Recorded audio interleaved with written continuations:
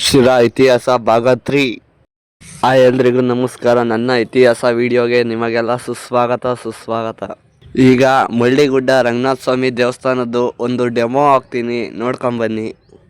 ಈ ಡೆಮೋ ಏನು ನೋಡ್ತಾ ಇದ್ದೀರೋ ಈ ಮಳ್ಳಿಗುಡ್ಡ ರಂಗನಾಥ ಸ್ವಾಮಿ ದೇವಸ್ಥಾನನೂ ಸೇಮ್ ಇದೇ ಥರನೇ ಇರೋದು.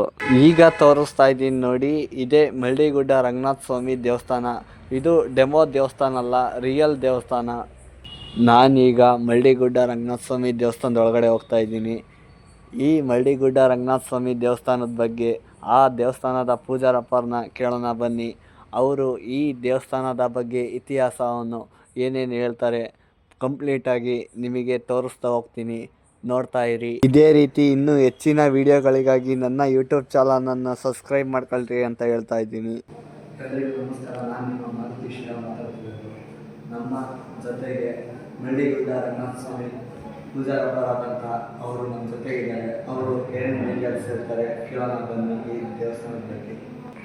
ಜೈ ಶ್ರೀಮನ್ನಾರಾಯಣ.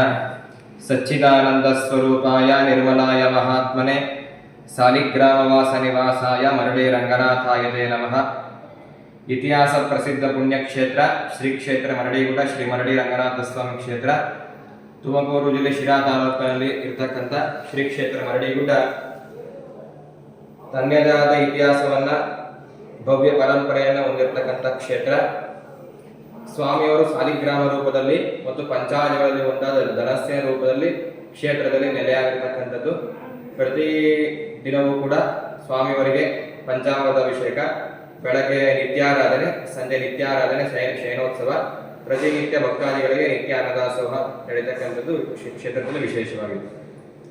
ಈ ಕ್ಷೇತ್ರದಲ್ಲಿ ಅನ್ನದಾಸೋಹ ನಡೀತೈತೆ ಅಂತ ಹೇಳಿದ್ರಲ್ಲ, ಅನ್ನದಾಸೋಹ ಮಾಡಿಸ್ತಿರೋದು ಗೌರ್ಮೆಂಟಾ ಇಲ್ಲ ಬೇರೆ ಪ್ರೈವೇಟ್ ಅಲ್ಲಿ ಯಾರಾದ್ರೂ ಮಾಡಿಸ್ತಿದಾರ? ಇಲ್ಲ, ಇದು ಭಕ್ತಾದಿಗಳು. ಇದು ಕಮಿಟಿ ಇದೆ ದೇವಸ್ಥಾನದ ವತಿಯಿಂದನೇ ಭಕ್ತಾದಿಗಳ ಸಹಕಾರದಿಂದ, ಕಮಿಟಿಯ ಒಂದು ಸಹಕಾರದಿಂದ ನಿತ್ಯ ಸ್ವಾಮಿ ಅನುಗ್ರಹದಿಂದ ನಿತ್ಯ ದಾಸೋಹ ನಡೀತಾ ಇರ್ತಕ್ಕಂಥದ್ದು. ವಿಶೇಷವಾಗಿ ಕ್ಷೇತ್ರದಲ್ಲಿ ರಾಜಗೋಪುರ ಮತ್ತು ಪ್ರಾಕಾರ ಕಾರ್ಯ ನಿರ್ಮಾಣ ಆಗ್ತಾ ಇದೆ.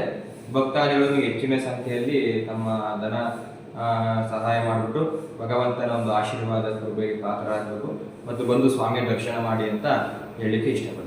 ಪ್ರಸಾದ ವಿಶೇಷ ಏನಪ್ಪ ಅಂದ್ರೆ, ಬೆಳಗ್ಗೆ ಸ್ವಾಮಿಯವರ ನೈವೇದ್ಯ ಇರುತ್ತೆ. ಸ್ವಾಮಿಯವರು ಬೆಳಗ್ಗೆ ದಾಸೋಹ ಶುರು ಮಾಡಿದ್ರೆ ಸ್ವಾಮಿಯವ್ರ ತೀರ್ಥ ಹಾಕ್ಬಿಟ್ಟು ಶುರು ಮಾಡಿ ಭಕ್ತಾದಿಗಳು ನಿತ್ಯ ಅನ್ನದಾಸೋಹ ನಡೀತಾ ಇರುತ್ತೆ. ಇಲ್ಲಿ ಭಕ್ತಾದಿಗಳು ವಿಶೇಷವಾಗಿ ಸಾಲಿಗ್ರಾಮ ಕ್ಷೇತ್ರ ಆಗಿಂದ ಇದು ಅವರು ಮನಸ್ಸಲ್ಲಿ ಅಂದ್ಕೊಂಡಿದ್ದೆಲ್ಲ ಬೇಗ ನೆರವೇರ್ತಕ್ಕಂಥದ್ದು ಕ್ಷೇತ್ರದಲ್ಲಿ ತುಂಬಾ ಪವಾಡ ಇದೆ. ಭಗವಂತನ ಒಂದು ಅನುಗ್ರಹ ಮರಳಿ ರಂಗನ ಒಂದು ಇದೆ. ವಿಶೇಷವಾಗಿ ನೀವು ಇಲ್ಲಿ ನೋಡ್ಬೋದು. ಮಳ್ಳಿಗುಡ್ಡ ರಂಗನಾಥ ಸ್ವಾಮಿ ಪೂಜಾರಪ್ಪರು ಈಗ ಧನಸ್ಸು ಬಗ್ಗೆ ಇತಿಹಾಸವನ್ನು ಹೇಳ್ತಾರೆ, ಕೇಳೋಣ ಬನ್ನಿ.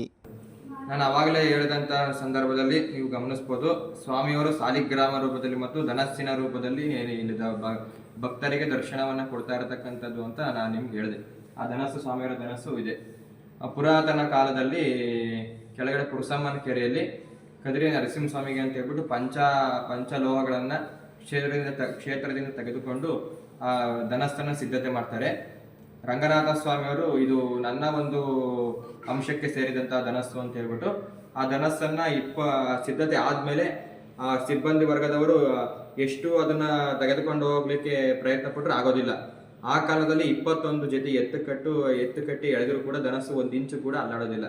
ಅವಾಗ ಏನು ಈ ತರ ಆಯ್ತು ಅಂತ ಹೇಳಿದ್ರೆ ಎಲ್ಲೋ ಒಂದು ಶಾಸ್ತ್ರವನ್ನ ಕೇಳಿದಾಗ ಅದು ಭಗವಂತ ಮರಳಿ ರಂಗನಾಥ ಸ್ವಾಮಿಗೆ ಸೇರಿದಂತ ಧನಸ್ಸು ಅಂತ ಹೇಳಿದಾಗ ಸ್ವಾಮಿಯವರು ಮತ್ತೆ ಆ ಸ್ವಾಮಿಗೆ ಆಯ್ತು, ಸ್ವಾಮಿಗೆ ಸೇರಿದಲ್ವಾ, ನಾವೀಗ ಏನ್ ಮಾಡೋದು, ಎತ್ತಕ್ಕೂ ಆಗ್ತಿಲ್ಲ ನಮ್ಮ ಕೈಲಿ ಅಂತ ಎಲ್ಲ ಸಿಬ್ಬಂದಿ ವರ್ಗದವರು ಕೂತಿದ್ದಾಗ ಸ್ವಾಮಿ 5 ವರ್ಷದ ಬಾಲಕನ ರೂಪದಲ್ಲಿ ಹೋಗ್ಬಿಟ್ಟು ಯಾಕಪ್ಪ ಈಗ ಕೂತಿದ್ದೀರಾ ಅಂತ ಕೇಳಿದಾಗ, ಈ ಧನಸ್ಸು ನಮಗೆ ಎತ್ತಕ್ಕೆ ಆಗ್ತಾ ಇಲ್ಲ, ಅಲ್ಲಾಡ್ಸಕ್ಕೂ ಆಗ್ತಾ ಇಲ್ಲ, ಅದಷ್ಟು ಆ ಧನಸ್ಸು ನಮ್ಮ ಕೈಲಿ ಆಗ್ತಾ ಇಲ್ಲವಾ ಅಂತ ಹೇಳಿದಾಗ, ನಾನು ಇದನ್ನ ಎತ್ಕೊಂಡು ಹೋಗ್ತೀನಿ, ನನ್ಗೆ ಏನ್ ಕೊಡ್ತೀನಿ ಅಂತ ಹೇಳಿದಾಗ ಸಿಬ್ಬಂದಿ ವರ್ಗದು ಆಲಸ್ಯದಿಂದ ಹುಡುಗ ಕೇಳ್ತಾ ಇದ್ದೇನೆ ಅಂತ ಹೇಳ್ಬಿಟ್ಟು ಆ ಧನಸ್ಸೇ ತಗೊಂಡೋಗ್ಬಿಡಪ್ಪ ಅಂತ ಹುಡುಗ ಅಲ್ವಾ, ಬಾಲಕನ ಒಂದು ಕುಚೇಷ್ಟೆಗೆ ಹೇಳ್ಬಿಡ್ತಾರೆ.